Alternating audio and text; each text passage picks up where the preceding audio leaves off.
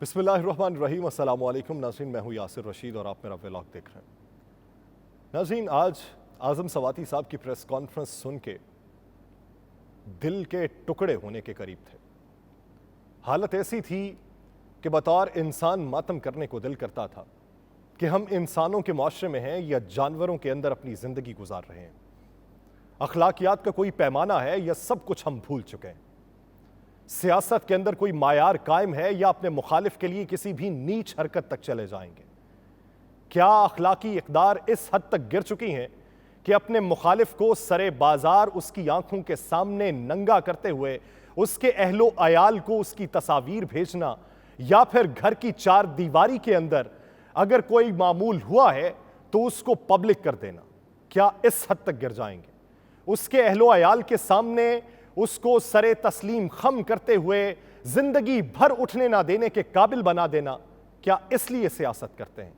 सवालात जन्म लेते हैं कि अगर इस धरती के ऊपर हम रहते हैं तो धरती पे जीना किसके लिए है?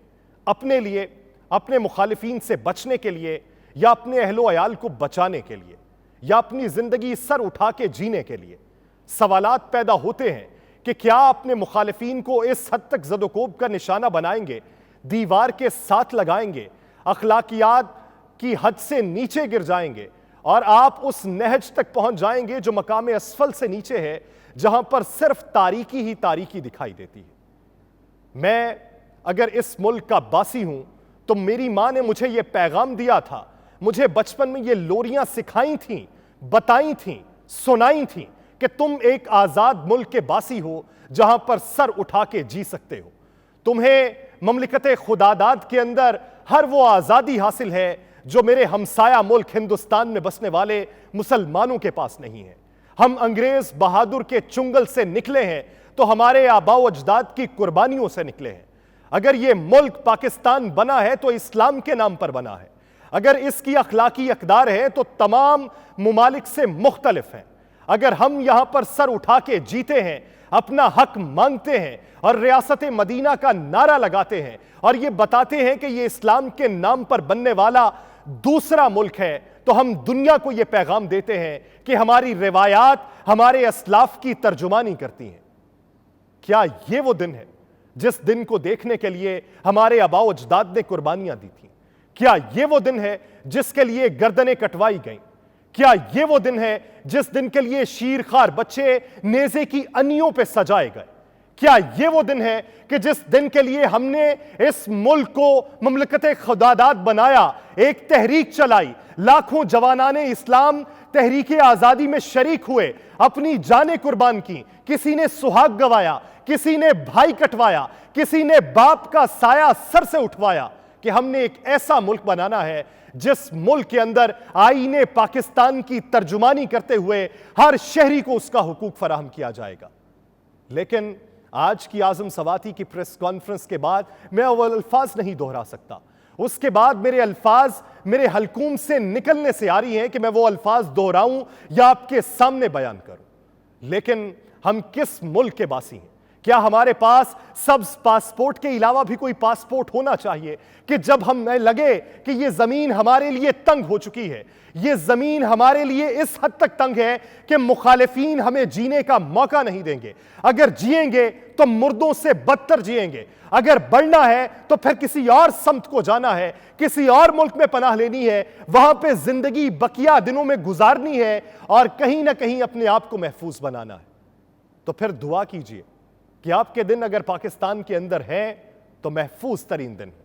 अगर आप पाकिस्तान में अभी तक अपने मुखालिफ के शर से बचे हुए हैं तो आप इस मुल्क के अंदर वो मोजज़ा नुमा इंसान हैं जिसको किसी मुखालिफ ने इस हद तक नहीं गिराया कि वो अपने घर वालों के सामने आंखें नीचे किए बैठा हो। उसे यह पता ना हो कि अपनी बेटी से किस तरीके से मुखातिब होना है। उसे इतनी शर्म आए कि वो अपनी रफीके हयात के सामने सर ना उठा सके। उसे इतनी शर्म आए कि घर से बाहर निकले तो लोगों से नजरें ना मिला सके। उस शख्स के कर्ब का अंदाजा लगाइए कि जिसकी बेटी ने उसे फोन किया हो और उसे शर्मनाक हकाइक बताए हों जो ज़बाने ज़द-ए-आम हैं, जो वायरल हो चुके हैं।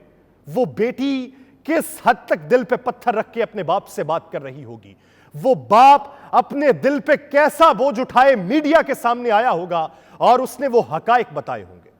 नाज़रीन, मुझे ज़हीर इकबाल साहब का कलाम याद आता है जो हालात के बिल्कुल ऐन मुताबिक है।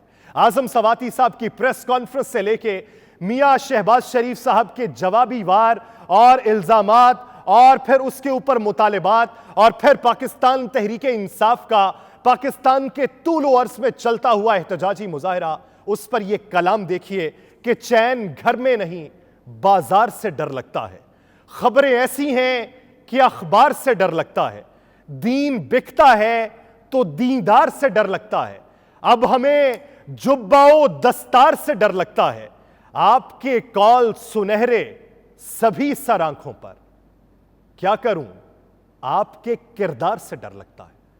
नाज़रीन, उस प्रेस कॉन्फ्रेंस के बाद दिल बहुत रंजीदा है, दिल गमगीन भी है, आंखों में आंसू कहीं पिन्हा है जो टपक नहीं रहे, लेकिन बहुत से लोग आंसुओं को पी भी रहे हैं।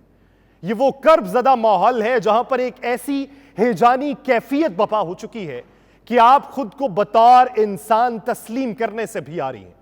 आप खुद को जानवरों की भीड़ के अंदर शुमार कीजिए तो आप खुद को ज्यादा महफूज पाएंगे। आप जंगल में चले जाइए तो जंगल का कानून अगर आप पे लागू हो तो कहीं ना कहीं पे आपको महफूज पनागाह भी मिल जाएगी। किसी गार में छुपिए, गारज़दा जिंदगी गुजारिए तो शायद आपके दिन के बकिया औकात जो हैं वो आपके लिए महफूज आपके नजदीक हो। लेकिन मौजूदा सूरत हाल में हमें कहीं पर कोई भी महफूज दिखाई नहीं देता।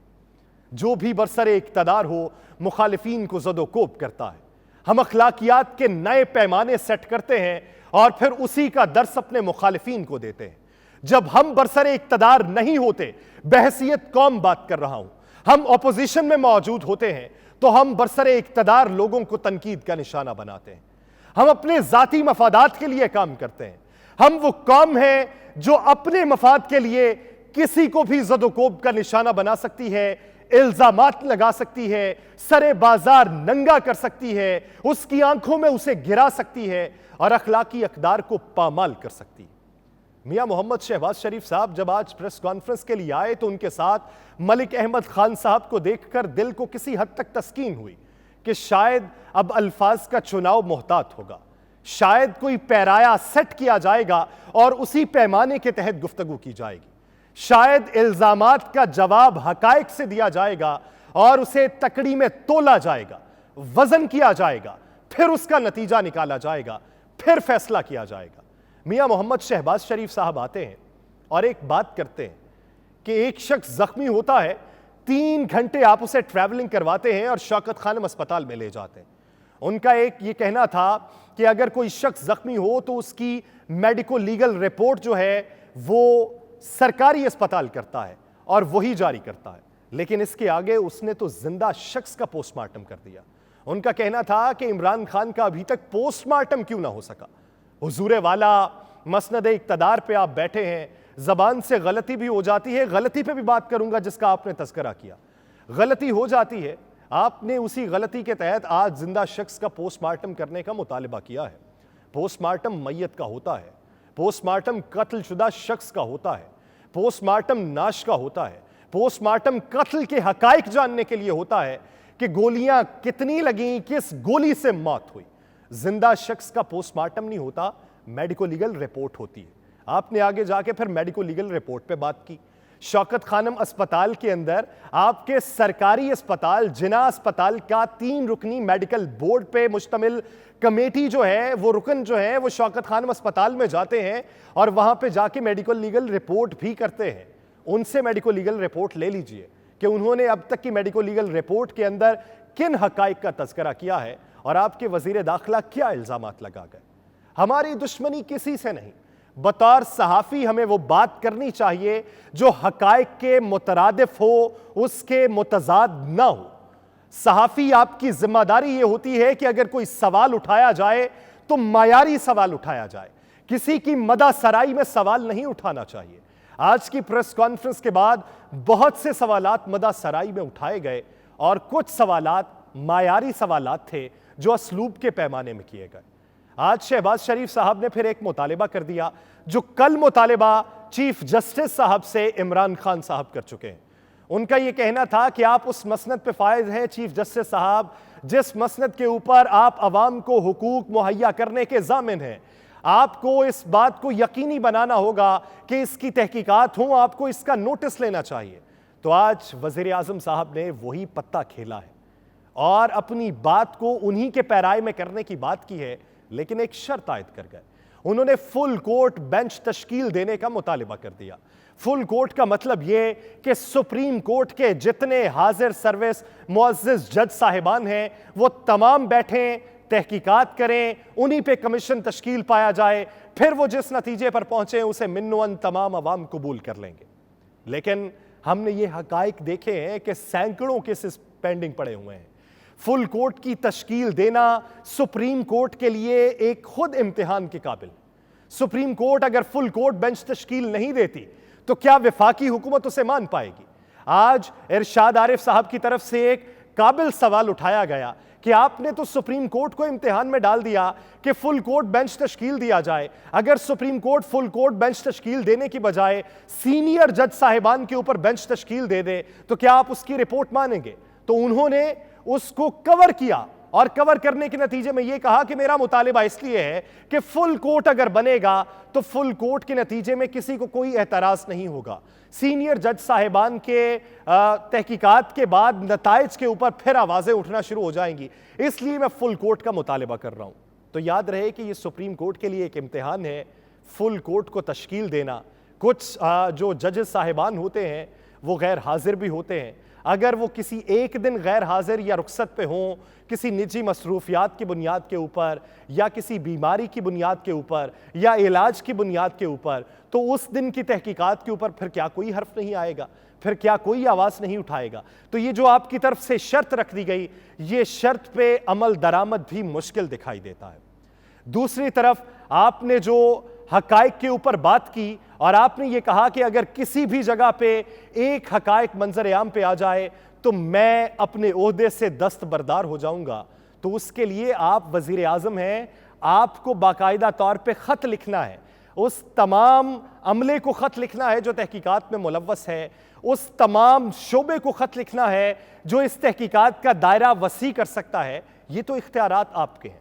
फिर आपने पंजाब हुकूमत के ऊपर भी सवाल उठाए, पंजाब हुकूमत की इंटेलिजेंस एजेंसीज के ऊपर सवाल उठाए, पंजाब हुकूमत के सिक्योरिटी इदारों के ऊपर सवाल उठाए, पंजाब हुकूमत के ऊपर सवाल उठाए कि आपकी हुकूमत में यह वाकया हुआ, जवाब दे आप भी हैं। एक जगह आप बिल्कुल ठीक है, लेकिन सवाल यह पैदा होता है कि पंजाब हुकूमत अभी तक FIR तो दर्ज न करवा सकी, तो पंजाब में हुकूमत किसकी है? पंजाब में अमल दरामद किसका है? पंजाब में दखल अंदाजी किसकी है? क्या चौधरी परवेज इलाही की है? क्या इमरान खान की है? क्या मुशीर दाखिला पंजाब की है या फिर किसी और की है? या आपकी ईमा के ऊपर अभी भी थाना कल्चर के अंदर वही चीजें होती हैं जो दहाइयों से होती आ रही हैं, जो 3 दहाइयों के दौरान थाना कल्चर में तब्दीली अभी तक वकू पजीर नहीं हो सकी? वहां पर जड़ें मौजूद हैं, मुख्तलिफ MNAs की मौजूद हैं। क्या अभी भी उन्हीं की ईमा के ऊपर सवालात उठाए जा रहे हैं और उन्हीं की ईमा के ऊपर हकाइक को तब्दील किया जा रहा है? पंजाब हुकूमत ने एक अहम डेवलपमेंट के लिए काम शुरू कर दिया है कि पंजाब में आला सतह के ऊपर पुलिस में तकर्रो तबादले होंगे, तब्दीलियां होंगी। उसके बाद हकाइक क्या होंगे ये अभी मंजर आम पे आना बाकी हैं। लेकिन सवाल ये पैदा होता है जो आज पाकिस्तान तहरीके इंसाफ के ही तरीके के ऊपर अमल पैरा होते हुए आज मियां मोहम्मद शहबाज शरीफ साहब ने प्रेस कॉन्फ्रेंस की। चलें, आपने बदलते हुए ज़माने के साथ बदलते असलूब भी सीख लिए, आपने ये भी सीख लिया कि आपका मुखालिफ किस कारीगरी को इस्तेमाल करता है, उसके पास कौन सा हरबा है, वो जहन साजी किस तरीके से करता है, नज़रियात को किस तरीके से परवान चढ़ाया जाता है और अवाम के जहनों के अंदर नज़रियात की तब्दीली किस तरीके से होती है। आप आज उसी पर अमल पैरा हुए, आज उसी तरीके से पाकिस्तान तहरीके इंसाफ जिस तरह क्लिप्स को चलवा कर आपके बयानात चलवाती थी, आज आपने भी बयानात चलवाए और आज आपने ये साबित करने की कोशिश की कि आपका मुखालिफ जो है, जिसके ऊपर हमला हुआ है, वो माजी में क्या बातें करता था और अब क्या बातें करता है। आज आपने ये भी कहा कि मुल्क के अंदर से फितना और फसाद को खत्म होना चाहिए, लेकिन माजी करीब के अंदर बहुत दिन पीछे ना जाइए, 2-4 दिन पीछे चले जाइए तो फितना और फसाद आप एक शख्स को करार देते रहे हैं।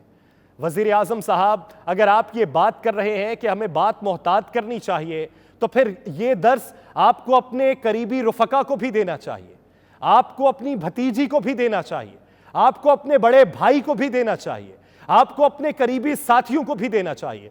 इसी तरह के बयानात मियां मोहम्मद नवाज शरीफ साहब भी देते रहे, उनकी साहबजादी मोहतरम मरियम नवाज साहिबा भी देती रहीं, मोहतरम जावेद लतीफ साहब भी देते रहे, मोहतरम आपके वजीर दाखिला भी देते रहे, और माजी करीब के अंदर बहुत से और अशखास ने भी ये बात की।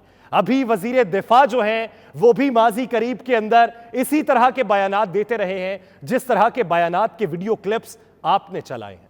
आपने एक शख्स को इदारों के मुखालिफ खड़ा किया है और आपने ये कहा है कि ये इदारों का मुखालिफ है, लेकिन अपने बारे में आपका यह कहना है कि अगर मैं कहूं मैंने जिंदगी में कभी झूठ नहीं बोला तो यह सबसे बड़ा झूठ होगा।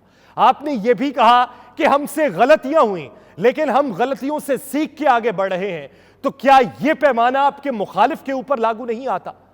क्या यह पैमाना आप अपने मुखालिफ को देने के रवादार नहीं है? आपका मुखालिफ भी यही बात दोहरा रहा है कि माजी में मुझसे गलतियां हुई, मैंने माजी की गलतियों से सीख के आगे बढ़ने का अहद किया है। आपका मुखालिफ यह भी कहता है कि जब मैं इक्तदार से बाहर हुआ मुझे इस बात की कतई तौर पे उम्मीद नहीं थी, इम्कान मौजूद नहीं था कि अवाम इतनी बड़ी तादाद में निकलेंगे। आपका मुखालिफ यह भी कहता है कि मैंने अवाम की तादाद को देखते हुए अपने नजरियात में तब्दीली लाने की कोशिश की है। आपका मुखालिफ यह भी कहता है कि माजी की गलतियों को नहीं दोहराऊंगा। आपका मुखालिफ यह भी कहता है कि मैं इदारों को मजबूत करूंगा। आपका मुखालिफ यह भी कहता है कि मैं बैरूनी ताकतों को यह जवाब दूंगा कि मैं इदारों के मुखालिफ नहीं हूं, मैं इदारों की मजबूती चाहता हूं, मैं पाकिस्तान की मजबूती चाहता हूं। तो वजीर आजम साहब, आप नर्म मिजाज के भी आदमी हैं, आपकी गुफ्तार के अंदर नर्म गोई भी पाई जाती है। तो वजीर आजम साहब, माहौल में तलखी को मत फैलाइए, फिर से हवा को आग की तरफ ना उसका रुख तब्दील कीजिए, कोई चिंगारी मत लगाइए, सीनों को मत दहकाइए। तहकीकात का दायरा उस पैमाने के ऊपर तय कीजिए जो आपका मुखालिफ कह रहा है, या कोई बीच का रास्ता निकाल लीजिए। बीच का रास्ता निकालने की बेहद जरूरत है। बसूरत दीगर हालात कंट्रोल से अगर बाहर हो गए तो फिर जवाबदेह कौन कौन होगा ये आप भी जानते हैं, अवाम भी जानती है, आपका मुखालिफ भी जानता है। वज़ीर आज़म साहब, मौजूदा हालात के तनाजुर में हालात को कंट्रोल करने के लिए गुफ्तार के अंदर शाइस्तगी लाने की ज़रूरत है। अपने मुखालिफ के ऊपर ज़दोकोब का निशाना बना के दीवार से लगाने की ज़रूरत नहीं है। आज एक नया हुक्मनामा जारी हो गया कि पैमरा ने साबिक वज़ीर आज़म इमरान खान की तकारीर पर पाबंदी आयद कर दी, जिसकी तकारीर के अंदर जो अल्फाज होते हैं, जो उसका मतन होता है, वो सारा मतन तो आज आप अपनी प्रेस कॉन्फ्रेंस में चलवा चुके हैं। यानी आपकी मौजूदगी में अगर कोई बात चले तो ठीक, वो ऑन एयर हो सकती है, लेकिन अगर वही बात आपका मुखालिफ करना चाहे तो वो ऑन एयर नहीं हो सकती। तो इसका मतलब यह हुआ कि वो अपनी बातों को रिकॉर्ड करवाए और वो बातें आप अपनी प्रेस कॉन्फ्रेंस में चलवा दें, तो फिर उसका मकसद तो पूरा हुआ। आप उसी की स्ट्रेटेजी के अंदर चल रहे हैं, आप फिर उसी के खेले गए पत्ते के अंदर हैं, आप उसी से हार मारने के मुतरादिफ हैं। वज़ीर आज़म साहब, होश के नाखुन लेना चाहिए पाकिस्तान को बेहतरी की तरफ गामजन करने के लिए। रियासत मां का दर्जा रखती है और आप इस रियासत के आला ओहदेदार होने के नाते आपकी यह जिम्मेदारी बनती है कि आप अपने कदम को पीछे हटाइए, हालात को कंट्रोल में कीजिए और हालात की बेहतरी के लिए कोई इकदाम कीजिए। बसूरत दीगर हालात की वाकफियत से आप बखूबी वाकिफ हैं। मुझे दीजिए इजाजत। अल्लाह निगहबान।